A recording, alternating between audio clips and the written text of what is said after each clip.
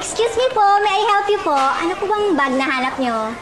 Naghahanap kami ng school bag para dito sa anak ko. Ayun, sanang matino. Ay, tama-tama po. Kadarating lang po ng new arrivals namin. Meron po kaming backpack, may duffel, may trolley, at may combo duffel trolley, duffel backpack, at trolley backpack. Ano po ba gusto? Yung backpack na lang siguro. Sige, eto po. Ang dami pong backpacks ngayon. Kadarating lang po ng new arrivals namin. Ano po bang gusto ni Bunso? Meron po kaming plain, may printed. Eto na lang po, oh. Bagay na bagay. Pero miss, maliit kasi to hindi talaga kasya yung mga gamit niya. Eto po kaya, mas malaki. Maraming lalagyanan. Matibay. O ano? Tingin mo anak. Okay na po yan, pero ayoko po ng itim eh. May pink ba? Meron po. Kaya lang po, ubos na. Mabenta nga po kasi. Meron din pong red. Sige, yung red na lang. Kaya lang po, nabili yung last piece kanina. Mabenta rin po kasi yun eh.